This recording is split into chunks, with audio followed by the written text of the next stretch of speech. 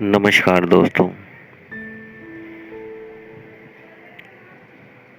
कई मेल्स मुझे आए जिसमें ये प्रश्न किया गया कि अनहद को सुनने की और भी कोई प्रक्रिया है तो वो हमें बताएं। तो अनहद की 6 से 7 प्रक्रियाएं हैं, जिस प्रयोग से आप किसी भी एक प्रयोग को अच्छी तरह अगर कर लेंगे तो आप सुबह शाम 24 घंटे कभी भी उस अनहद को सुन पाया करेंगे। तो इसी के साथ हम शुरू करते हैं। पहला स्टेप तो है कि आप रिलैक्स होकर किसी शांत जगह पर बैठ जाएं।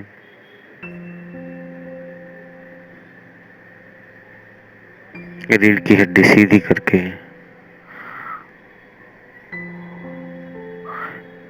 और ज्ञान मुद्रा में बैठ जाएं।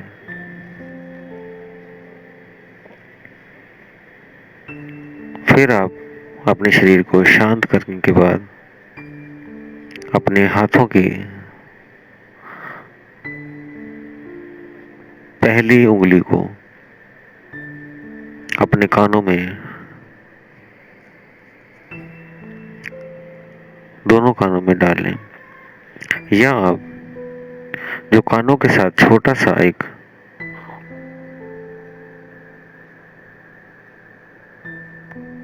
टुकड़ा है साइड पे, जो बीच जैसे ही कान स्टार्ट होता है तो उसके पास ही एक, जहां हम एयरफोन रोक देते हैं, उस पॉइंट को दबाकर भी कानों को बंद कर सकते हैं। मीन्स कहने का, कानों पर बाहर की आवाज ना सुनाई दे।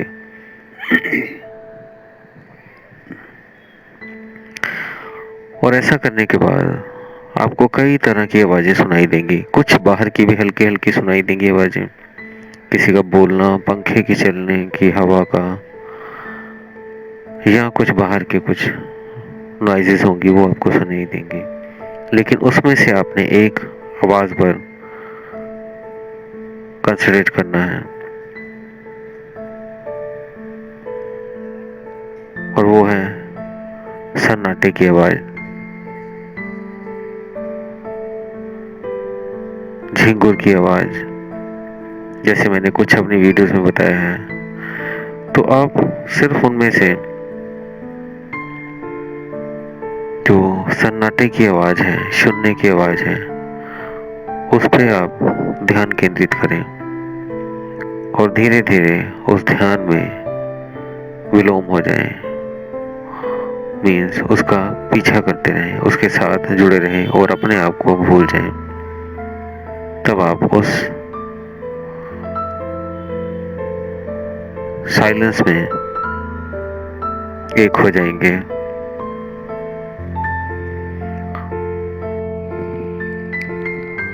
दूसरा स्टेप जो है हमारा, साइलेंस की आवाज सुनकर और उस शून्य तक, उस निराकार तक पहुंचने के लिए हम श्वास का सहारा भी ले सकते हैं।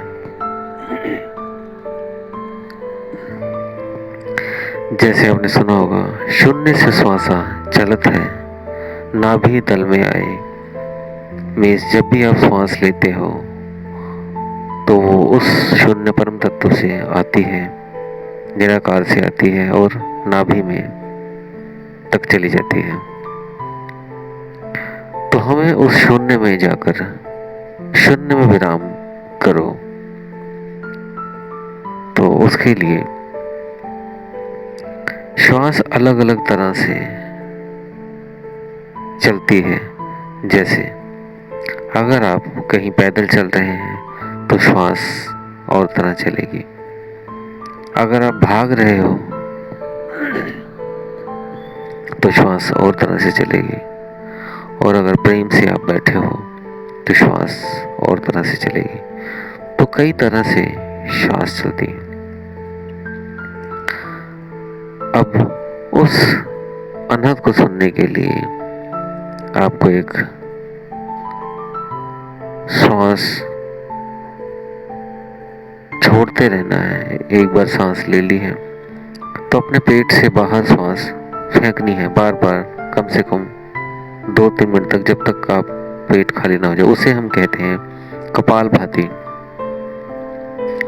कपालभाति की आप कोई भी वीडियोस आप देख लेना, और कपालभाति में जैसे सांस बाहर फेंकते हैं उस तरह सांस फेंकने की प्रक्रिया का ये आपने 10 मिनट कम से कम करना है। अगर आप बीच में ब्रेक देना चाहते हैं 2-3 मिनट करके ब्रेक दें, फिर 2 मिनट करें ब्रेक दें, ऐसे कर करके आप 10 मिनट पूरे कर लें। और ऐसा करने के बाद आप शांत होकर बैठ जाएं। आपका प्राणमय शरीर इससे एक्टिवेट हो जाएगा और आकाश तत्व आपका खुल जाएगा और सुषुम्ना नाड़ी आपकी एक्टिवेट हो जाएगी। अब आप उस साइलेंस को सुनने की कोशिश करें, शांत बैठ जाएं और उस शून्य, उस अनहद को आप सुने। धीरे धीरे जैसे जैसे आप प्रैक्टिस करते रहेंगे तो ये आपको, जैसे पहले मैंने बताया, आप कान में उंगली लगाकर सुन सकते हैं, तो ऐसे बिना उंगली लगाए भी आप जैसे जैसे प्रैक्टिस करेंगे आप बिना कपालभाति किए भी फिर सुन सकेंगे। ये शुरुआती सत्र है आपका। पहले आप इस प्रयोगों के जो मैं बताऊंगा उनसे सीखें, और फिर ऐसा होगा कि आप 24 घंटे कभी भी इसको आप सुन सकते हैं। तो इसी के साथ हम तीसरा विधि आपको बता रहे हैं। श्वास से ही हमारा जन्म और मृत्यु है। ये जन्म से ही हमारे साथ चलती है और मृत्यु तक हमेशा चलती रहती है।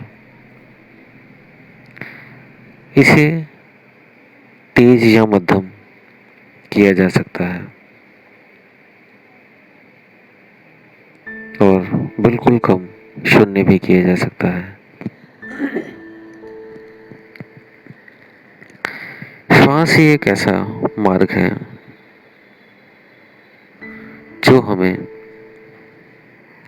इस नेचर प्रकृति के साथ जोड़ती है और भीतर परमात्मा के साथ जोड़ती है।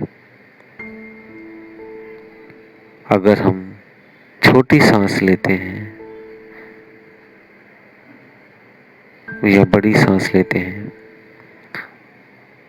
और बाहर की तरफ ही हमारा ध्यान जुड़ा रहता है, तो हम श्वास हमें इस नेचर, इस प्रकृति के साथ जोड़ी रहती है।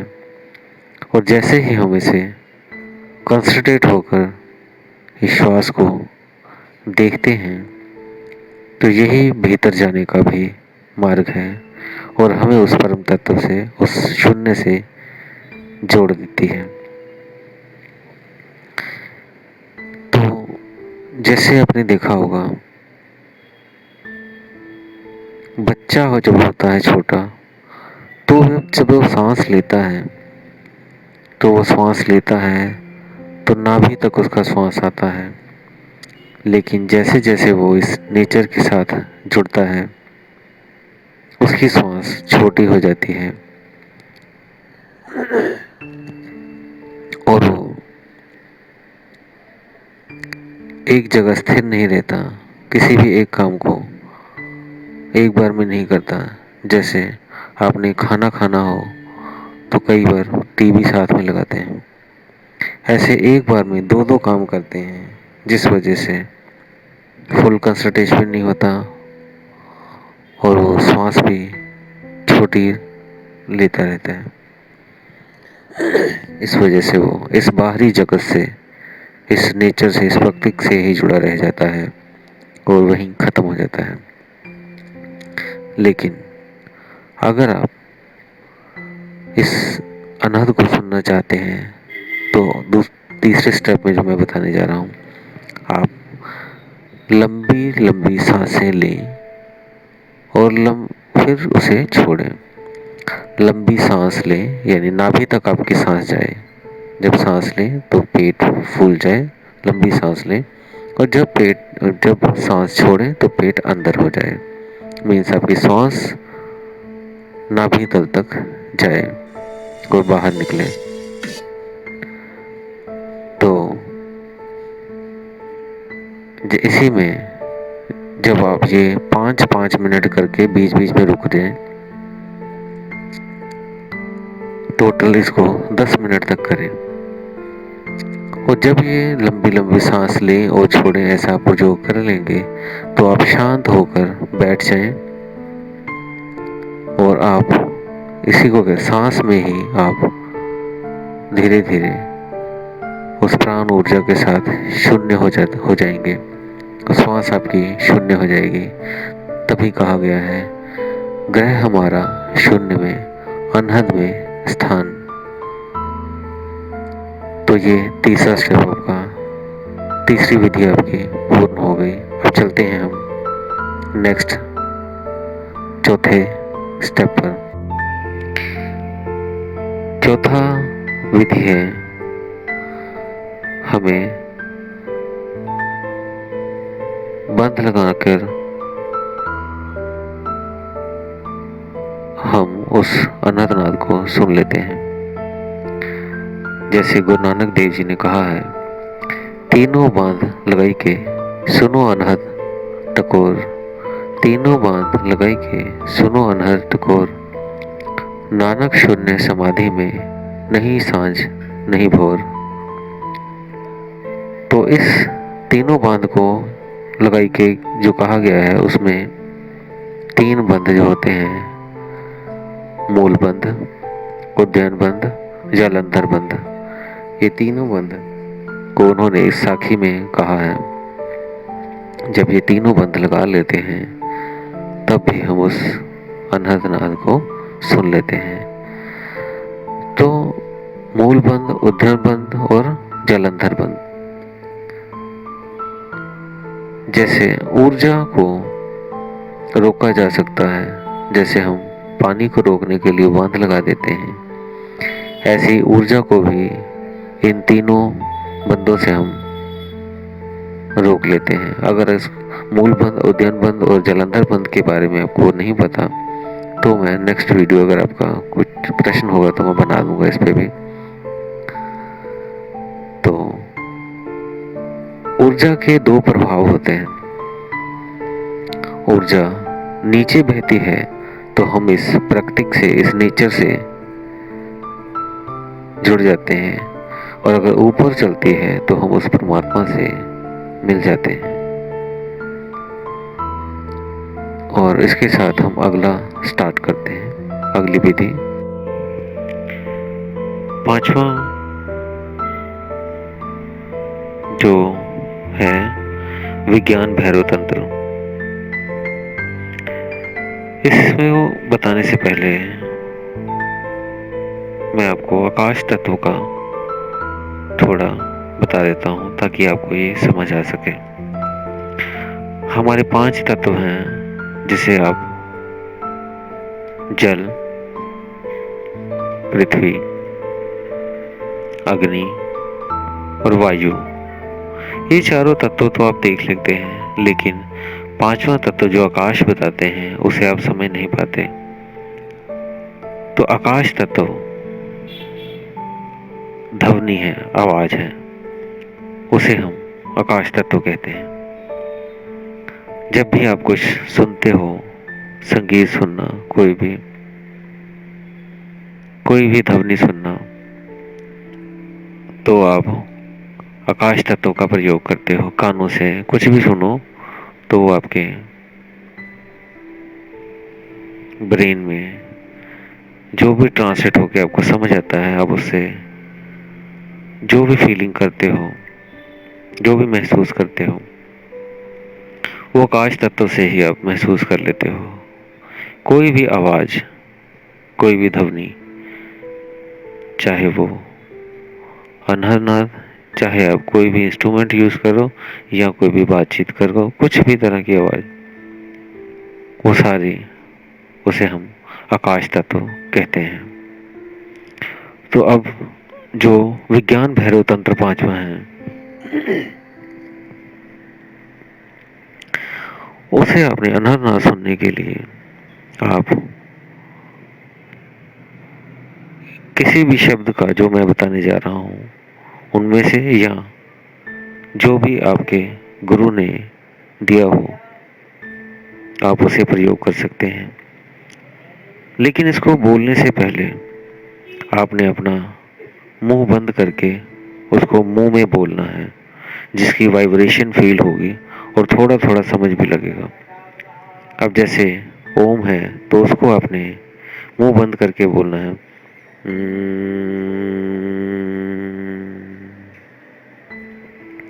ऐसे ही अगर जैसे आप राम को मानते हो तो आप मुंह बंद कर कर बोलें, राम बोलना है आपने ऐसे।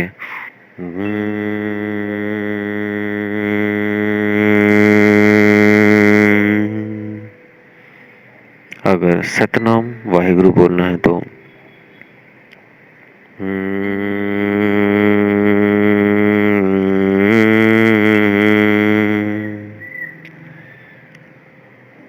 ऐसे कोई भी आपको, हिंदू, सिख, कोई भी जो भी हो, जिस भी मजहब का हो, उसे जो भी नाम मिला है उस नाम को वो मुंह बंद करके उसका उच्चारण करना है।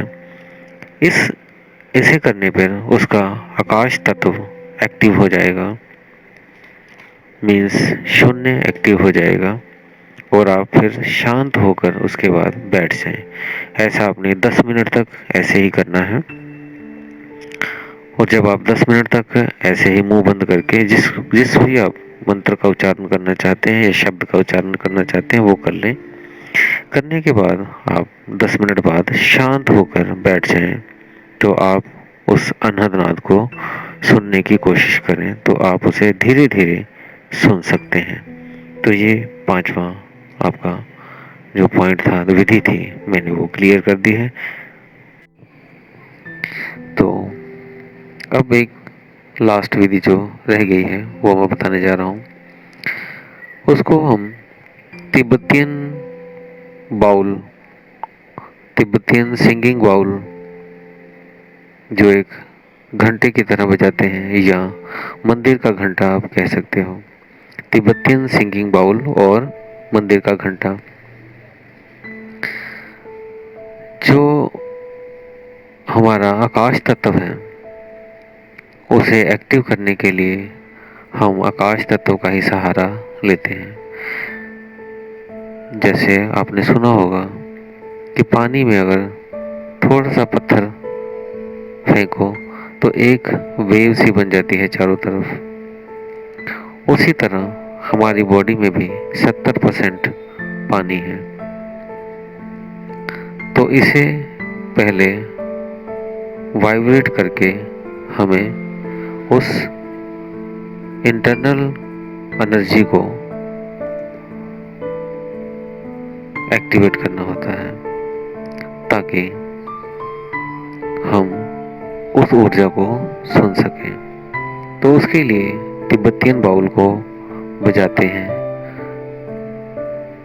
3-4 बाउल भी रख लेते हैं। तो उसको जो टन टन की आवाज़ आती है हमें उस पर कंसंट्रेट करना होता है, तो हमें भी वाइब्रेशन वो महसूस होती है। और उसी तरह पूरी बॉडी का जो इंटरनल बॉडी है वो एक्टिवेट होती है, और इससे हमारा आकाश तत्व भी एक्टिव हो जाता है। इसीलिए आपने देखा होगा जो मंदिरों में घंटे लगे होते हैं वो ऐसे ही नहीं लगे हैं, वो एक गुंबद में जाकर उसके बीच में एक घंटा बंधा होता है, और उस घंटे को बजाते हैं तो हम बहुत शांति महसूस करते हैं, बड़ा अच्छा फील करते हैं, पॉजिटिव ऊर्जा महसूस करते हैं। तो इसी तरह जब भी आप कभी मंदिर या इस तरह के कहीं घंटे की आवाज़ आपको मिले तो आप वहाँ पर या बाउल की हो तो वहाँ पर बैठ जाएं और उसकी जब भी आवाज़ बजे, कोई मंदिर का घंटा बार बार बजाता है तो मंदिर में ही चाहे बैठ जाएं, वहाँ पे कोई ना कोई आकर घंटा जब बजाता है तो उस आवाज़ को आप सुने। उस आवाज़ को सुनने से आपका आकाश तत्व एक्टिव हो जाएगा और फिर उसके लिए वो जब थोड़ी देर में ये घंटे बंद कर दें और उसके बाद आप उसे उस साइलेंस को सुनने की कोशिश करें, तो धीरे धीरे आप पाएंगे भी आप उस साइलेंस, उस अनहद को, जो झिंगुर की आवाज़ है पहले, उसे आप सुन लेंगे। यही जो आवाज़ें हैं, झिंगुर की आवाज़, ऐसे ही आप सुनते सुनते कई तरह के बीच में आवाज़ें आप और भी आवाज़ों को आप महसूस करेंगे। इसी शब्द में, घंटे में से ही आप देखेंगे तो ओम शब्द का भी उच्चारण आता है। तो आपने मेन तत्व को, मेन साइलेंस को आपने पकड़ना है और उसी में लीन हो जाना है। तो ये मैंने आपको 6 विधियाँ बता दी हैं। जो आपको सबसे आसान लगती हो, जो आपके लिए अच्छी है, उस विधि को आप, किसी एक विधि को आप प्रयोग करें और आप पाएंगे भी आप जल्दी ही इसको सुन पाएंगे। हमारा आकाश तत्व मेन एक्टिव होना बहुत ज़रूरी है, क्योंकि जैसे ही हमारा आकाश तत्व एक्टिव होगा तो हम उस अनहद को, उस अनहद के बीच में समाहित हो जाएंगे, मिल जाएंगे, विलीन हो जाएंगे। तो दोस्तों, अगर आपको मेरी वीडियोस कुछ भी आपके आगे बढ़ने में, आध्यात्मिक मार्ग में आगे बढ़ने में मदद कर रहा है, तो आप इसे अपने दोस्तों को शेयर कर दें ताकि वो भी इस पथ पर आगे बढ़ सकें। और अगर कोई भी आपका क्वेश्चन हो तो आप हमें कमेंट या ईमेल कर सकते हैं। मैं कोशिश करूँगा उसका जवाब एक वीडियोस बना के आपको दे सकूं और उस, ताकि आपका क्वेश्चन का जो आंसर है वो आपको प्रॉपर मिल जाए और आप इस अनहद के आगे भी जा सकें। तो इसी के साथ दोस्तों मैं विदा लेता हूँ। धन्यवाद।